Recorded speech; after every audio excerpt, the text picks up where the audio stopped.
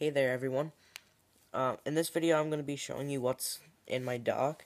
I'm going to be making these videos from time to time, probably once a month, just showing you the different things that are in there, because when I get new programs I add them in and take other ones out. So let's get started. The first thing in my dock is Finder. That comes standard on every Mac. You can't remove it from your dock. It's just there. It holds all your files. You can look through them, rename files, make new folders and things like that. My next one is Firefox. It's my default web browser. I use that. I have Safari too, but I use Firefox more. I just like the look of Firefox better, and I think it actually runs a little bit faster than Safari. That's just my personal opinion.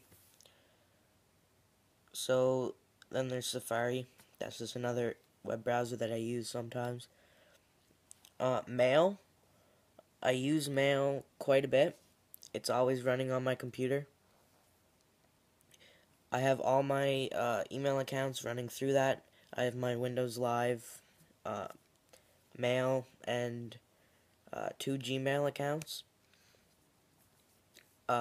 Yeah, I use Mail quite a bit. So the next one is AddressBook. I don't use that quite as much, but it's there in case I need to look up a phone number or an email address.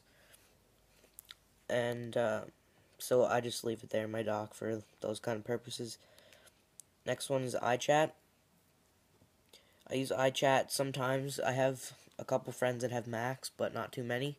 So I video chat with them and screen share and send them files. All that kind of stuff. Next is iCal. I use this mostly during the school year because I put all my assignments and projects and things like that are due. Like I put the dates in there, and sometimes I do put TV shows or different things, just to birthdays, special events, just stuff. I just mark it on my calendar in iCal. iTunes, that's where all my music goes. That's pretty straightforward. I use that quite a bit. Next one is Limewire. Now, I was using FrostWire for, pretty much since I got my Mac back in September of last year. But I saw that Limewire had a new version and it was in beta, and I just thought I'd test it out, see how it worked. So I downloaded Limewire a couple days ago and been using it, and it's better than what it used to be. So I might stick with this Limewire instead of going back to FrostWire. Next one's iPhoto. Actually, I'm gonna do these two together: iPhoto and Aperture. Aperture is a program you can buy for $200 on the Apple website. It's for pictures and editing and things like that. So, and iPhoto is basically the same thing. I just use both. I like them both. That's basically it for iPhoto and Aperture. The next one's PhotoBooth.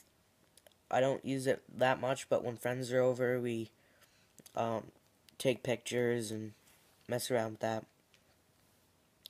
Then I have Photoshop CS4.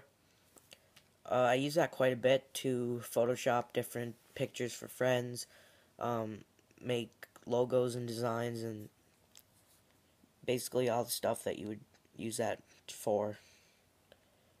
And then we have Dreamweaver CS4. I don't use it that much, but I'm gonna probably start using it more frequently. And we have Keynote. That's part of iLife, or iWork, I mean. You can create presentations and slideshows, and I don't use it that much because of the reason that I'll only be making a presentation for school, and the computers at our school are all Windows. There's no Macs. That's unfortunate. but I do that for my own personal slideshows and things like that. Then we have Numbers. That's a spreadsheet. That's part of iWork too. And Pages. That's another part of iWork, and it is just word processing, create documents and things like that. And then these next three are from Office 2008, Microsoft Office. I have Word, and that's basically a word processor. You can make flyers and brochures and just plain documents. Everything that I think it's really good for a student to have is the Microsoft Office package.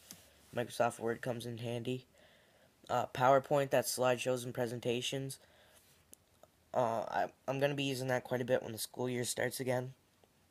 Because all our computers at school are Windows based, they do have PowerPoint on there.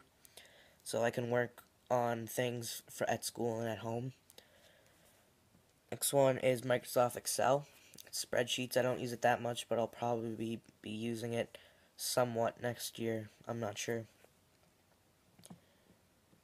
And the next one is Final Cut Pro. I don't use it that often, but I do. I don't make my videos with Final Cut Pro, but I do play around with it and edit different things. I just don't like the fact that it takes so long to render video. So that's one main reason why I don't use it that much, because it's very time consuming. So that brings us to the next one, iMovie 09. That's where I do most of my video editing if it's not on a screen capture, like unboxings and things like that. I just love all the effects and text and things like that are in iMovie rather than Final Cut Pro. iMovie HD, I don't really use it that much, but when I do, I use it just to record like a webcam thing and then export it and use it in either Final Cut or iMovie. And the next one is Screenflow. That's what I'm using right now, and that just captures the screen. I did a video recently on how I make a video with it, so that's what I'm using right now to capture that. Microsoft Messenger, that's also part of Office 2008. It's just a messaging client for MSN Messenger, and most of my friends use MSN, so that's why I have that. Skype, I use that to video chat and things like that with my other friends that have PCs, because PCs don't have iChat, so can't use that, so I have to use Skype. Also to make calls and things like that. And the last one, my last application is Twitterrific. It's a Twitter application. I actually think it's one of the best ones, in my opinion, that's out there. I think it's just simple to use and it looks good, so that's why I use that one. And then over here on this side, I just have my applications stack or list and my trash. So that's basically all there is to my dock. It will be changing probably, I don't know, but it will. So I'll make another video when it does, probably next month. So thanks for watching. Make sure you comment, rate, and subscribe. And you can also check out my website at www.blakestechblog.com. I'll talk to you guys later. Bye.